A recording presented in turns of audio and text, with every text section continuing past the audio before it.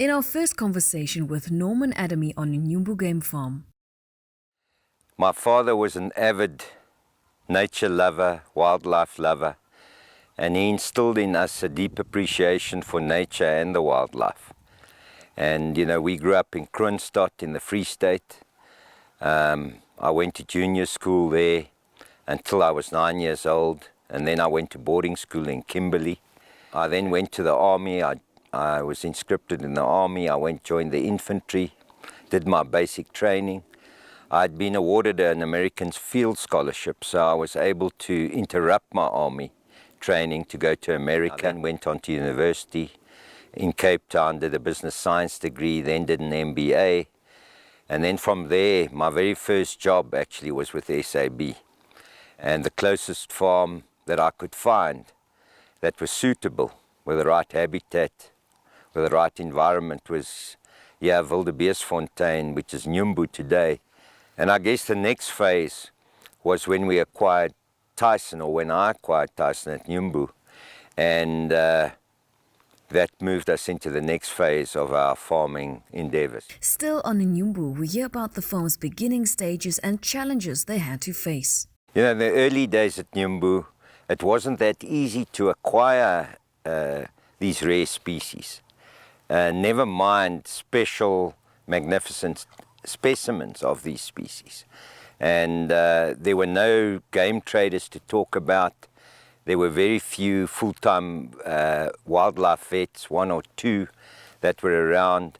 And so it was a matter of personal contact and making personal contact with those few individuals that were doing game ranching across the country. And so it was a matter of making phone calls. There were very few buffalo available, for example. There were, at that time, there were no Kruger projects. They hadn't been approved yet. And so the only buffalo that possibly one could acquire were from Addo, and then there were the imported East African buffalo. And that's the source of where I went to, was primarily the East African buffalo. And in those early years, I'd phoned game ranchers like Tillman Luden, who helped me with 5 heifers. He reluctantly helped me, but he did me a big favor. I scoured around. I also contacted Bill Fenter at that point in the early years. He had buffalo that were imported from the London Zoo. I looked around the country and found other buffalo that slowly added to the genetic pool and the wide diversity of genetics that I was looking for. And that was in the early phase. And I'll tell you more about the next phase later. But subsequently, I've continued to invest in buffalo genetics to this day. And I always believe one can add value to one's herd. Despite the fact that, I've got a number of buffalo with a wide genetic diversity, I continue to look for magnificent specimens. And it was in 2008, early 2008, I think I was one of the very first game ranchers to actually undertake a study of genetic diversity and DNA analysis of my buffalo.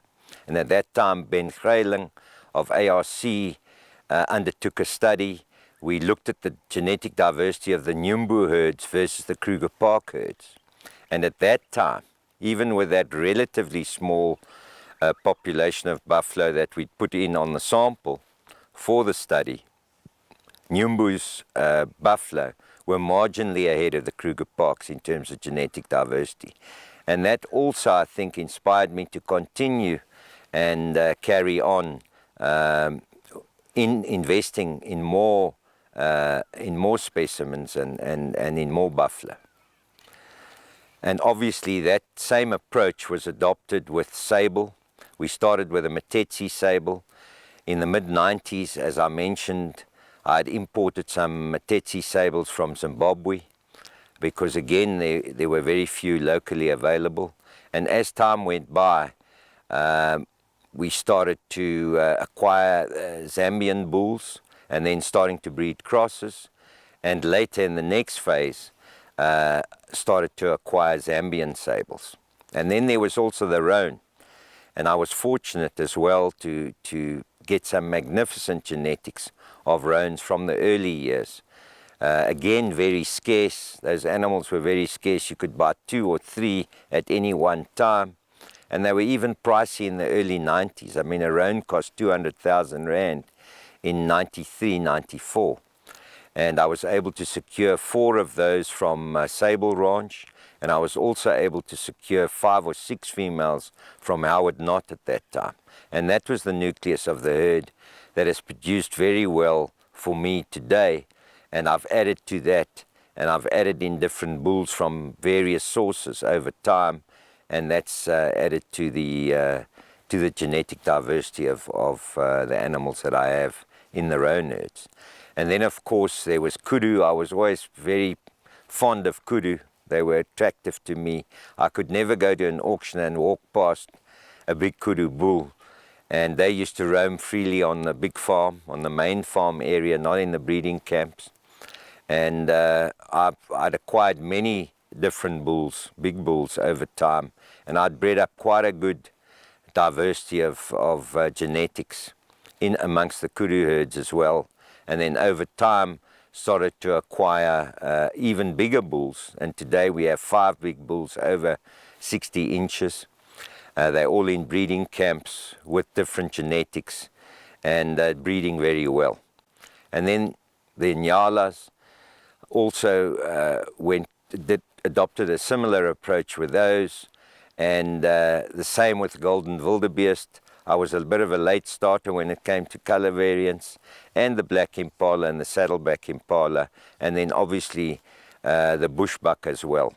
And then Livingston Eland was probably another interesting development. And again, a similar approach was adopted there, trying to acquire the magnificent specimens, proven male lines and proven female lines with all the characteristics and features that the market identifies with, and breed for excellence. Next time, when we continue our conversation with Norman.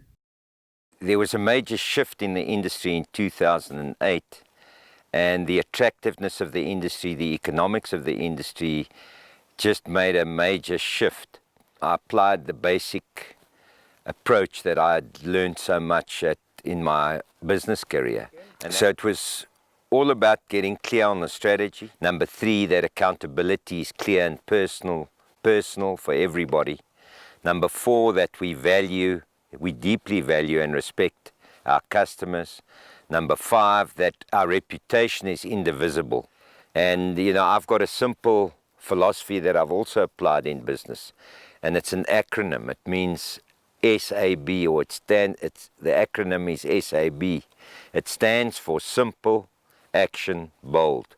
Breeding bull that we had, and the bull that's proven to take us to another level as Nyumbu was a bull called Tyson, whom I acquired from Vian van der Linde with a handshake.